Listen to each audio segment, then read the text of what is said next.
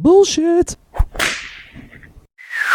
Let's pretend for a moment we've entered a parallel universe, free of bullshit and full of bold solutions. That's what No Bullshit Marketing's all about. I'm your host, Dave Mastovich, and let's cut the bullshit. No one sets out to be a bullshit marketer, yet it happens a lot, even with cable TV talking heads.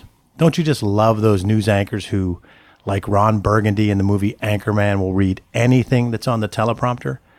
The latest example comes courtesy of Yasmin Vasugian, host of the Daily Share show on HLN Cable News Network. Vasugian interviewed John Hendren, thinking he was a defender of Edward Snowden, the former CIA employee who leaked classified information, for a segment about Snowden's Twitter posts.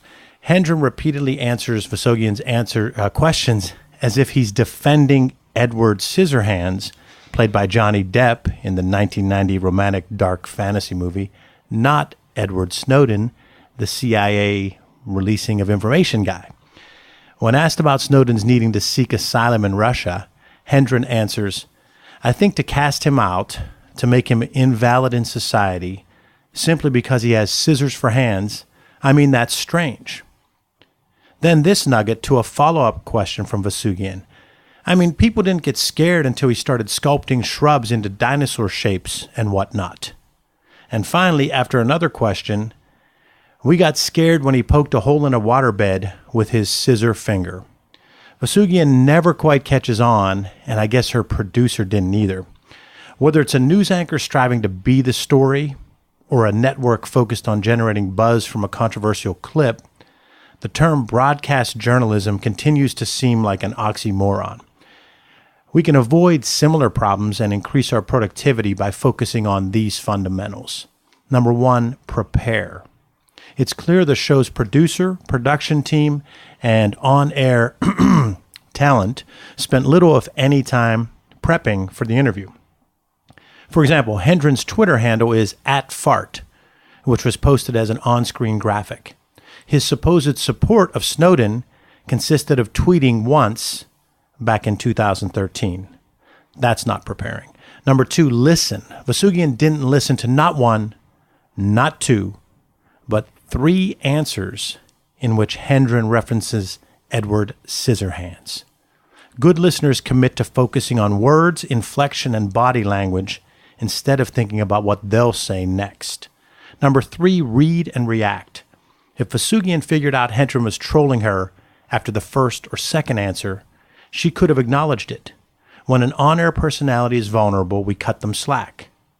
You can apply the same read and react approach. Be confident and make decisions based on what you see and hear. Our guest today is Chip Minemyer, editor of the Johnstown Tribune-Democrat. He's produced several books, including a 1977 Johnstown flood retrospective and 10th anniversary of the United Flight 93 crash. He also led coverage that resulted in winning the Keystone Press Award sweepstakes, which goes to the top newspaper in its category in Pennsylvania. Chip, welcome to the show. Dave, it's a real pleasure to be here. Thanks for having me on. Before we get into your career and how you came to where you are today, you know the rant for today is tied to broadcast journalism and talking heads. I have to give you a chance to comment on that. Well, the only comment, I really don't like to throw rocks at other people, but I will say this, print journalists are just as capable of doing stupid things as broadcast journalists. And the same types of tips that you are offering out apply regardless of the medium. You have to pay attention. You have to do your homework and be ready. And if something goes awry, you have to be able to roll with it and kind of regain your footing.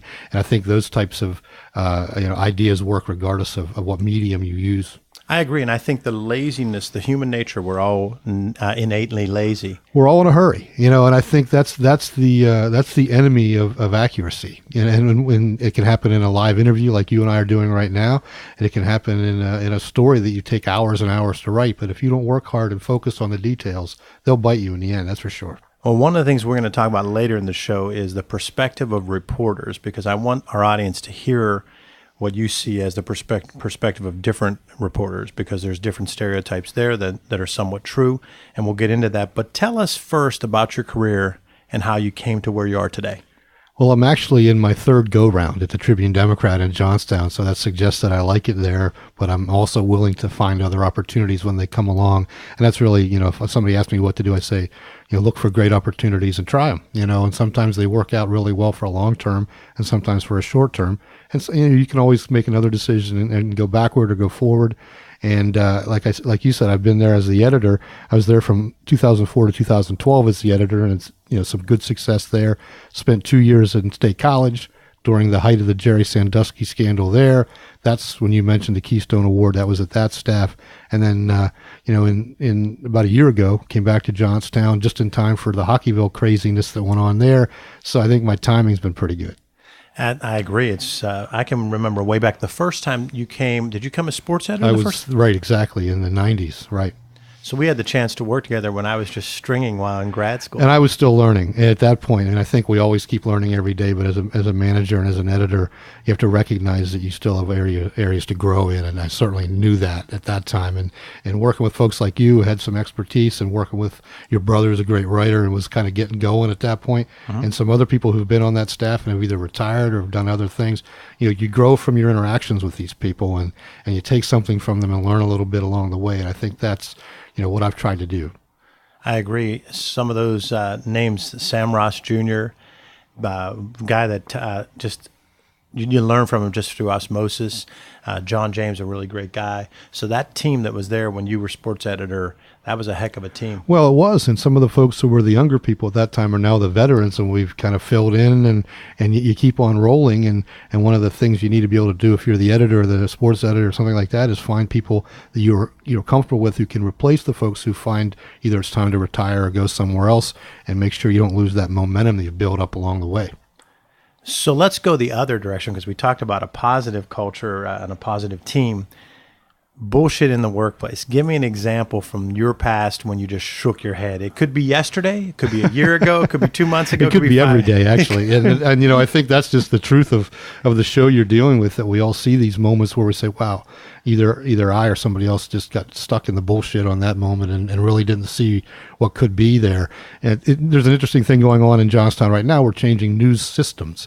And that doesn't seem like a marketing opportunity, but it really is, because internally you have to prepare people, communicate with them, get them on board, and get them where they need to be from a training standpoint, so that your processes don't fall behind and you can continue to reach your customers as efficiently as possible. And I've had situations where that's gone really well, and situations where it didn't go so well. Most recently, at another paper, and I allowed people to kind of set their own pace, and I didn't really drive that process, and that was on me.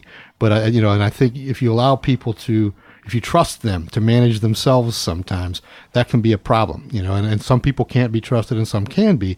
I think the trick is to know who's which one. And for me, that whole thing backfired a little bit in terms of making sure the full team was kind of focused in the right direction. Some people really got it, embraced it, and lived it. And when we had a new system, they were ready to go. But the folks who didn't, it held everybody back to a degree and caused us problems kind of getting where we needed to be. So I learned some things along the line that I'm now using with this transition in Johnstown, where I'm saying, this is not going to happen again. I've been down this road, and it's a little more of a mature group where I am now, but at the same time, I'm committed to make sure, from my vantage point, that we go where we need to go with learning all these new systems, complete overhaul of our software and hardware and everything in the newsroom, and some systems I've never worked on. But I want to learn them, kind of set that example. I think that's a good management trait. But also I know where we will be if we don't, as a group, get through this process in a positive manner. So that was one on me, where I was kind of self-inflicted bullshit wounds for the internal marketer. And I think you can see that happen. A lot of people will say, look, I know a place where I made a mistake. And that's something I'm going to learn from in terms of my leadership skills and where I go from here. Well, let's take that learning experience for a minute, because I think as leaders, we share a lot of universally leaders share a lot of the same pains and successes. You talked about trusting people, and I had a tremendous mentor early in my career who said to me, trust begat trust, because you can't really gain trust until you trust. And he said to me, you will get burnt by that. Oh, absolutely. But the people that you trusted that earned it will more than offset the negative. Well, certainly that's certainly true, and I think if you manage a group of people, a number of people, you recognize the people who are most worthy of being trusted to do things on their own, and those that you can't really. And I don't know if trust is always the right word, but that you need to coach more than the others, or who need that help. And part of the talent or the trick of being a successful manager is knowing who's who. Which one needs the most attention, and which one can you just say, take them off a leash and let them run. And I think that's, sometimes it's just intuitive and you think you've got a pretty good handle on it and you find out you don't. But sometimes, your gut tells you this person's ready to run and you're right.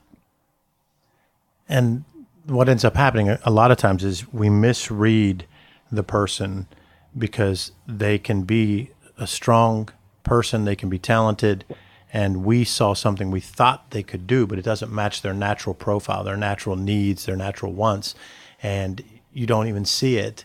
And as the leader, you're into it a couple months, 6 months, whatever. And you're like, oh, geez, what do I do at that point? Right. And exactly by then it's too late to go back and fix it. It is. Or the fixing becomes more painful than if you'd recognized that difference in the first place. Agreed.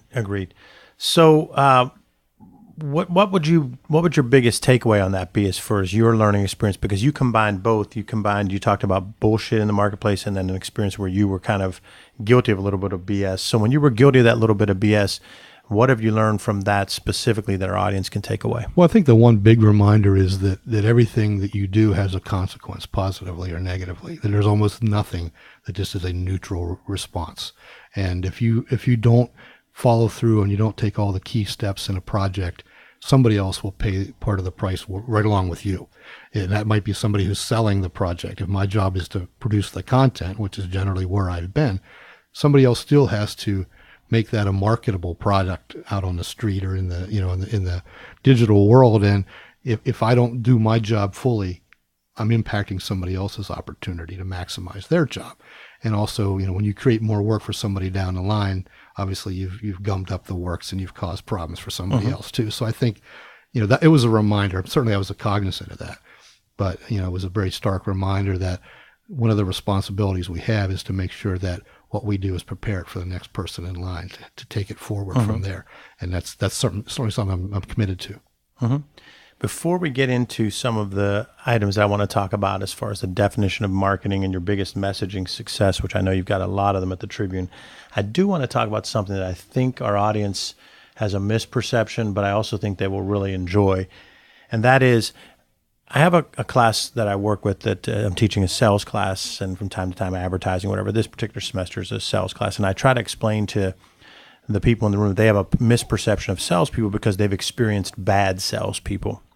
Whereas we haven't really experienced bad accountants unless we own the company or we're in management. We haven't had a bad experience with a vice president of nursing unless we worked in a hospital. But we've all had a bad experience with customer service reps and salespeople. So we then have this image that salespeople are bad, or sales isn't a noble profession. So with reporters, it's kind of the same thing. You have the mainstream media was the phrase back in the 90s, and the liberal media and so forth. And there is a segment of reporters that definitely are looking to twist things and to catch someone off guard.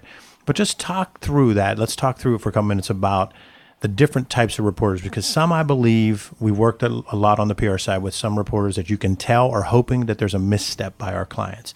But then there are others that just really want to get the story, get it quick, and get it right. So talk through how that's no different than any other industry. Yeah, and I think my experience is the vast majority are of the latter. They want to get the story accurately. They want to portray things fairly, and they want to come to the end of the road with a story that's accurate and fair, and that the readers can then make their own decisions about what's right or wrong. That's not really the reporter's job to say this is right or this is wrong or this person is good or bad. And certainly if you report enough facts that lay the breadcrumbs out there, readers can figure it out for themselves. Some things are just inherently bad. And if you talk about a crime reporter who's writing about people who do things that we would all agree are not right. But I'm talking about maybe covering business or covering politics where it's subjective.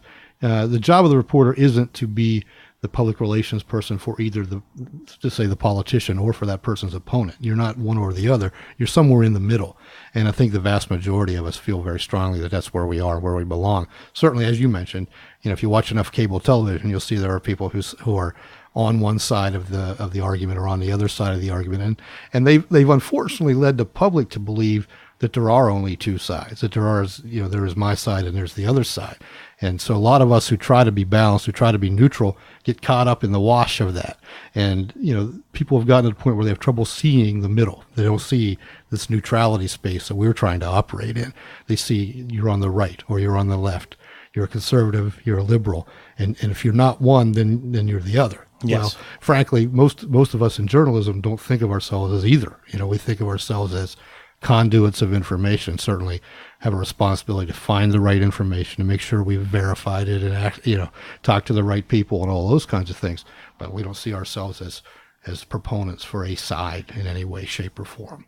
So, being that for decades there's been the phrase the liberal media and liberal bias, how's that feel as an editor and a reporter? Does it kind of get to the point where you just chuckle, or did you ever defend it in the early years? Oh, I've defended it many times in columns where I said that's a phrase we need to put to bed, because certainly there are liberal media people and there are conservative media people, but I think the misnomer is that media people want information to be out there. So maybe that is a liberal position from a perspective of we want all sides to be discussed. We want all the possible information to be at your disposal so you can make a decision. That's the whole concept of a free press society, that there's various sides that are exposed, and then you consume all of that stuff and then you make a decision. That's really what it's supposed to be about. And it's kind of become twisted around to, if you don't write only conservative views, then you're part of the liberal media, rather than you're looking for various viewpoints and different voices to include. And I think that's the misperception. Mm-hmm. One of our I think it was our last show, we talked with John Poutier, and we were joking about how if you want to get up in the morning and not hear a dissenting opinion to your already preordained beliefs, it's quite easy nowadays. It is. It absolutely is. But really we ought to be challenging ourselves and listening to those other views and saying, maybe what I think is not right on the money. Maybe I need to hear some more of that. Wherever you happen to be sitting, and take the opportunity to allow yourself to experience different viewpoints. So that's when you really become, able to process an issue. If you've heard all the different, options that exist, and then you can say, all right, this somewhere in the middle of all this is maybe where the truth is. And that's usually where I come down from, kind of a journalistic or political standpoint. I don't think liberals are always right or the conservatives are always right. I think the truth is somewhere in between there. Unfortunately, in society today, nobody wants to be in the middle. It's all stand on either side and shoot arrows back and forth. And that's kind of where we are. And as journalists, you get to stand down in the pit and let the arrows fly by, because you really want to be connected to both, but separate from both. It's kind of an interesting tap dance. We're talking with Chip Minemyer, the editor of the Johnstown Tribune-Democrat, has had a distinguished career with a couple of books published, a number of books published, a number of Golden Quills from his team, and some other statewide recognition. And we're talking about no bullshit marketing. But right now, let's talk about the definition of marketing. On this show, the definition of marketing is about clearly defining your target markets, finding out what they want, developing it if you don't already have it, giving it to them when and where they want it at a price they're willing to pay, and then telling them about it again and again. Unfortunately, many people get hung up on that last part, the telling. But you have to start with clearly defining target audiences. You then do the marketing intel to ask them what they want and listen. Tweak your product so you can give them what they want, wear them when they want it at a price they're willing to pay. Then telling them about it can be the fun part. And another phrase that I say, who you market to is different than who you sell to. And you and I talk about that a lot, and you already touched on it. You're marketing internally. So talk about that a little bit and what your thoughts are in relation to that definition of marketing. Well, yeah, it's really both, Dave. It's internal, and from an internal perspective, it's selling your project and your vision to the folks who are going to have to help you carry it out, and also making sure you're communicating with all of them what their roles are in this. Here's your piece of this larger project, and here's why what you do really matters to getting us to the end of the line. Because all of those hands in the till make a difference. All of them contribute in some way. You mentioned books. Every one of those books had a long litany of writers and photographers and editors and designers, and all of them can step away from that and say, I contributed to that project in a very meaningful way, even if it's whether they appeared on the masthead or not. And I think that's what we try to make sure everybody sees, that you're part of a larger process, and what you do affects other people down the line. So that's kind of the internal piece of it, from my vantage point, making sure everybody understands where we're going. and that they have, a very important piece of that. Editors, we're marketers, although for a long time we've argued that we weren't. I remember being on a conference call with a bunch of editors maybe a decade ago, and the very theme of that call was, are we editors or are we marketers? And the answer was obviously yes, we are. We're both, and more all the time, marketing is part of what we do. And I think, if we admit it, if we're honest with ourselves, it's always been that way. It's just with the kind of the fragmentation of the market and the splitting into various platforms of what we do, it's much more important that you're aware of how people consume what you do, what their habits are, what they want. You mentioned what they want, when they want it, at affordable price. All those things are part of what we talk about as editors. Editors now talk about P&Ls and how much is this project going to cost us versus what the return opportunities are, what revenue opportunities exist here. So, you think about all those things that, kind of traditionally are not editor worries, but they have to be now. And, any editor who doesn't think they are, would fit your bullshit concept, because that's just the way it is. We're all moving in a different direction. There's too much competition. The world has evolved. There's a lot more digital fragmentation of information. You can get whatever you want somewhere. It doesn't have to come from me. I have to recognize that. There are certain things that I probably do, I being my medium, better than other people do. But there's not a lot of that. And, you have to be special. You have to be different. You have to give people something that they really need and want. And, you have to be able to work together and collaborate and understand how people use what you're presenting to them. And it's marketing is very much a part of being an editor. Chip, back when you were first at the Tribune and we had the chance in the early 90s to work together, editors back then, who maybe they were in their late 40s, early 50s, and now they're 75, 80, you'll hear them on these shows and they'll talk about how it was purer and they weren't marketers. But the reality is they were, to a degree, as you touched on, and there wasn't the ability to get whatever you want on demand in so many ways. You had a newspaper in Johnstown in 1990. It was about 50,000 circulation. Correct. And it was the fourth largest paper in the state of Pennsylvania, which is the fourth or fifth largest state in the union. So you had a strong vehicle. Just because of all the competition, your circulation is about 35,000 now? A little less than that, actually. Okay. Right. So those editors are kind of not seeing the reality that partially they were marketers and didn't want to admit it, but they didn't have to market, as you said. Well, one of the real big changes in our industry, and if you want to be successful, you have to knock down all the silos that might exist in your organization. That's not just true of journalism; it's true of everything. But it's especially true in journalism, where as the editor, I really need to understand the distribution model and how that changes by platform. If we're getting information out to somebody on Facebook, that's obviously very different than if we're getting it out to them on our website, on a mobile device, and very, very different from the printed product that comes out every night.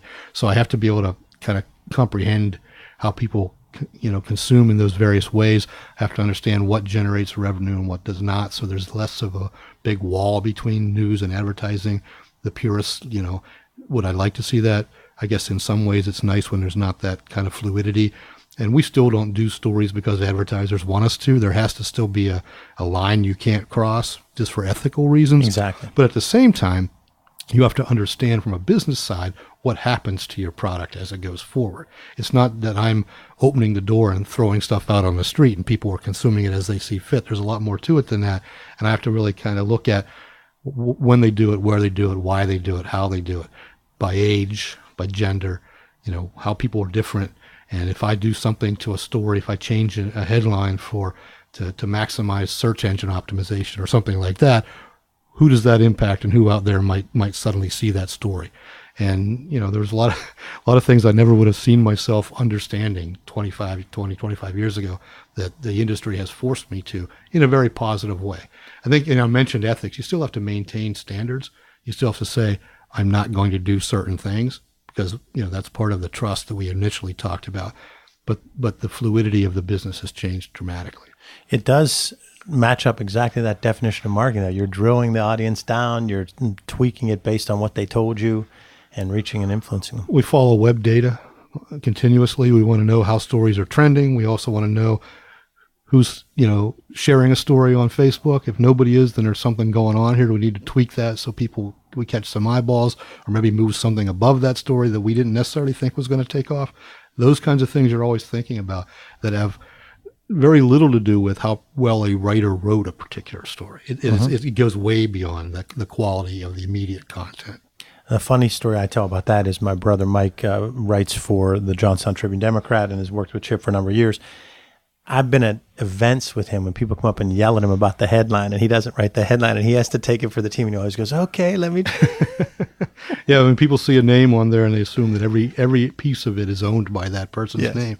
And actually, another thing that if Mike were on here talking, he would tell you some of the stories that he was most proud of, that he knew he did the best job of researching, interviewing people, writing the stories, weren't the ones that took off from a readership standpoint. And you still do those great stories because you know they're great stories. But you also know that sometimes they just won't gain traction in a digital world. They don't go somewhere. Whereas the 3-paragraph cop brief about something that happened in an alley in Johnstown last night will explode online. And it took very little work other than making sure you confirm the information in there. It's a fascinating world. It really is. It is. I often say I think it's kind of bullshit that some of the stuff posted on social, I think the stats show that with a LinkedIn piece, 1,000 words performs way better than 350 words. Well, that makes no sense because all the web user data from Jacob Nielsen and all those guys that study the eye tracking is that we scan in like an F, a capital F. We go across, come down, go across, then come to the last paragraph. So why wouldn't a smaller story get more hits? And I think it's because people actually aren't reading it. They're just scanning it, but they clicked on it more. And so it's one of those things where you just kind of go, that doesn't mean that the smaller, less isn't more isn't still better. Sometimes it's just as simple as did the web editor write a great headline? And that, whether the story itself was great or not has very little to do with it. Did you get the right words or the right phrases in there? Did it show up on somebody's search, or were they scrolling through their phone and say, oh, there's something I'd like to read purely because of what the headline says? Mike doesn't write headlines, as you pointed out. Somebody does, though, and there's a reason for it, and it's as important as ever, as ever in the digital world. Yes. Headlines are critical in print. If you pick up a newspaper, you make a decision. For an editor, it's much more about what we call single copy. The casual reader, am I going to put down 50 or 75 cents or whatever day and take this product with me and read it versus the person who's already signed up for 6 months and they're getting it. So, that's more the marketing side of the editor. On the digital side, it's continuous. It's every minute somebody might come along and either read or not read something, and you need that. So, Chip, you've had a lot of messaging successes. I can think very quickly to that Flight 93 that you won the award. You had a book that was on the Johnstown flood. You've also had a very recent big occurrence where Kraft named Johnstown Hockeyville, USA. So think back to your most amazing moment in your experience with marketing, messaging, or communications, and what's your biggest success there? That's wow, think back. I mean, I'm going to talk about Hockeyville because it's relatively recent and I'm getting old and I don't really think back all that well. It just happened. And, that was one of those things that the community really kind of came together and got engaged in a process for a positive outcome. And I think the Tribune played a key role in just kind of keeping the message out there, keeping reminding people, this matters. Let's do this together. Let's find a way to get there. And I know when I saw this contest come out, and it was to find the most passionate hockey town in America, and it was late January, I think, of this year. And I thought, and I even posted on Facebook, if there's ever a contest made for Johnstown, this is it.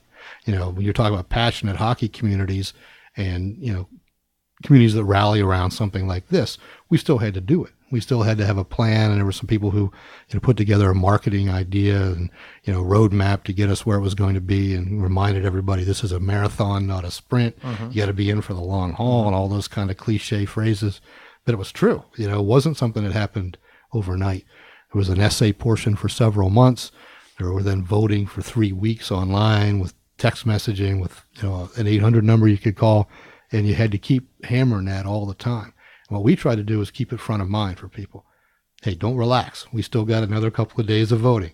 We put it in the masthead of the front page of the paper. We put something on the front page kind of continuously and tried to write as many stories as we could. My mission, and I told my people this, we're not going to get to this end of this road and wish we'd fired one more gun, one more bullet. We're going to shoot them all. Right. And if we make it, hallelujah. If we fail, then we know we didn't fail because we didn't try. It was going to be that kind of a thing. And, the community responded in a lot of different ways. It was neat to see. Well, one of your reporters called me to talk about the marketing impact long term, and I joked with my team here that I just casually said, "Oh, it's marketing gold," then I felt like I was on. Well, it should be. I thought I was Kenny Banya on Seinfeld. It's gold, Jerry, but it should be marketing gold, and I think that's the key. The event itself, let's talk about for a minute, but then let's talk post-event. So the event itself was very heartfelt. It's hard not to be a native of Johnstown and not get pride when you watch that on national television. There were a couple of moments that will stick with me, and you talk about event. Now, you had the Hockeyville event, which was Tuesday, September 29th. That was the day of the game. Another event was May 2nd, and that was the day that NBC cameras first came to Johnstown, and there were officials there from Kraft and the National Hockey League, and that's when they announced that Johnstown had won. And I had a good feeling going into this that Johnstown would be competitive. That I think Johnstown would win, I really had no idea. I didn't know what it was going to take, if it would be, if we would be in it as a community for the long haul. Could we do what we needed to do? So for 3 weeks, there were announcements of the final 10 towns. I was nervous as heck, worried about, did we make the cut? Are we in there? All right, we did. Now the final 4, 2 in the east, 2 in the west. Did we make that? I was nervous again. Then down to the final 2, and it was Decatur, Illinois, and Johnstown. I said, all right, I was nervous before that, and now, we get to find out in a week, and it was May 2nd. So that was the day the announcement that Johnstown had won.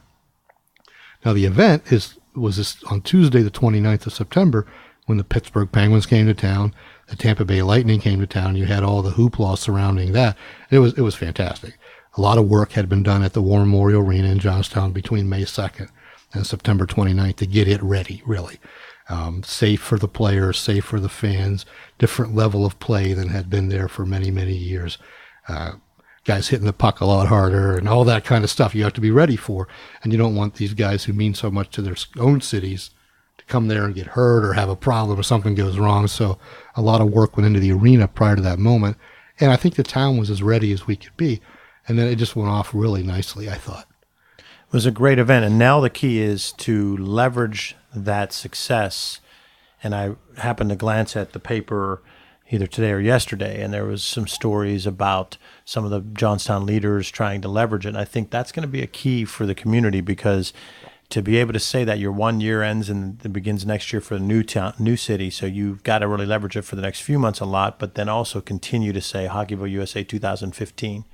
Well, I think the real advantage Johnstown does have is it's the first in the United States. So forever, it'll be the first Hockeyville USA. So you can kind of hang that up on your wall and point to it. We have had kind of a waxing and waning of momentum throughout this process. I remember writing an editorial right after May 2nd saying, all right, it's time to go. We got to get on this. We got to make, and then, we had to wait for some rules to be figured out and some logos to be designed and signage to be approved. And it took a while.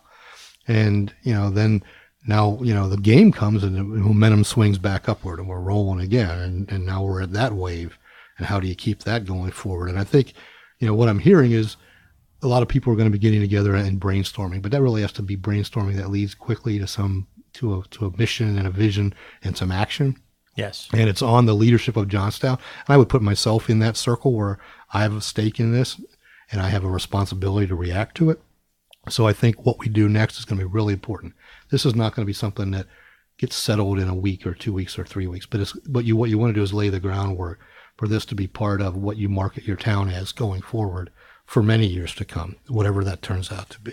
Well, I know with Mass Solutions work with the Stone Bridge and with the Jari renaming and rebranding, there's a lot to offer in the community. In the last 5 to 10 years, I've seen an upswing as opposed to probably a period there where it had leveled off or gone down a little. So I think the last 5 to 10 years have been an upswing. Well, I think, for me, journalism and Johnstown have a lot in common. You've kind of, we've changed our size and we've kind of right-sized things a little bit, and we've responded to economic factors that were there. And the town is kind of at a new starting point. And there's some things happening from a visioning standpoint among marketing leaders and business leaders in the community. And I think that's a real positive thing. I mean, we mentioned silos in a company. There's silos in a community too. And you have to be able to knock those down and say, here's the path, or here are the 2 paths we really want to travel collectively. And if there are a lot of people kind of doing their own thing, you won't really get the community on the right path. And I think that's a crucial piece of this too. Well, you won't be able to use Hockeyville USA as your big idea because Mike Mastovich, the first ever guest of No Bullshit Marketing, used that. But we talk here at Mass Solutions about asking clients, politicians, leaders, what's the big idea? When it comes to messaging, we have to understand both our why, or reason for being, and our customers' why or reason for buying. We then need to crystallize that into one big idea, one memorable message or theme that makes an emotional impact on our target audiences. So, Chip, whether it's for you personally or your industry or the paper, what's the big idea? Well, I think if I was going to offer a big idea, it would probably, cover a lot of ground, and it would be understand your audience and understand what you need to do to reach them. I think kind of turning the equation around, I think of myself as a public relations person trying to reach me as the editor of a newspaper and a website.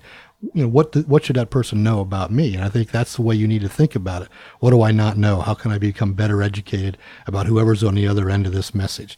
And if you're talking about a public relations person or a marketing person reaching out to the media, you need to understand the key players.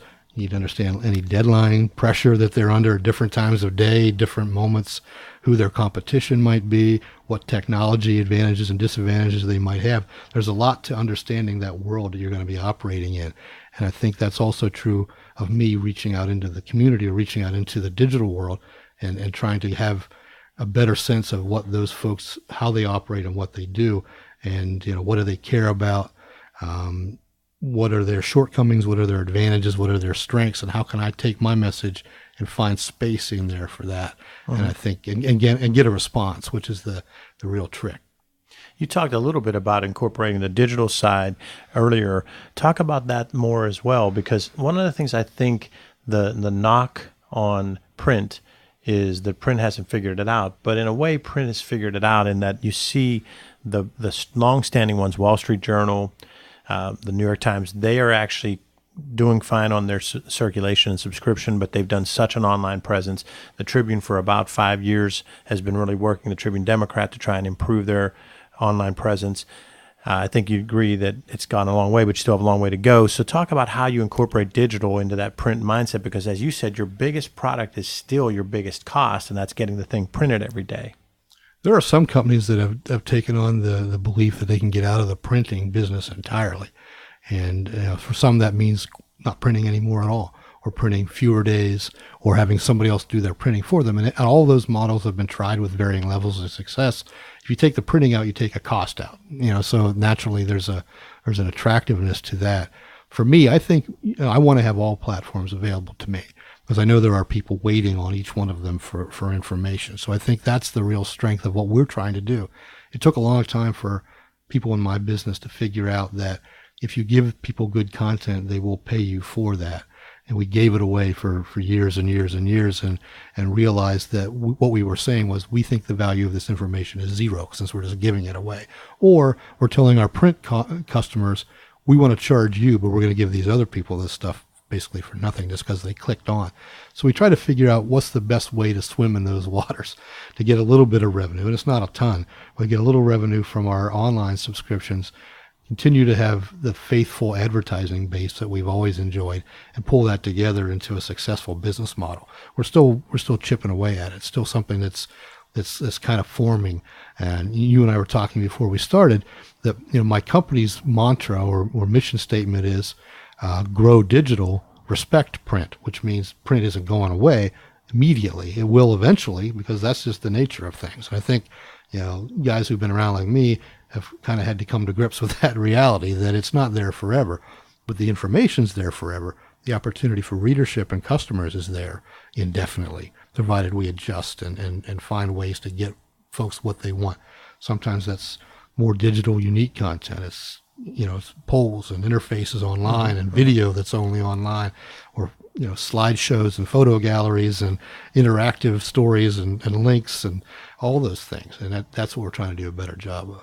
Well, I hope it can continue to grow on the digital side, because I believe it's so important that these communities, whether it's Monongahela, the Mid-Mon Valley, whether it's Natrona Heights and where the Valley Independent is, or Butler, having that local media makes a difference for the people that are being covered, but also for the businesses, for everybody. So I hope that the growth is there. Well, and you can't find out what's going right down the street by watching CNN. I mean, you just can't. And you really ought to want to know what's happening in your neighborhood and in your town, what your elected officials think and do, and how they respond to certain situations, and how are they spending your money, because they are, and what's on the horizon in terms of business development, what opportunities exist.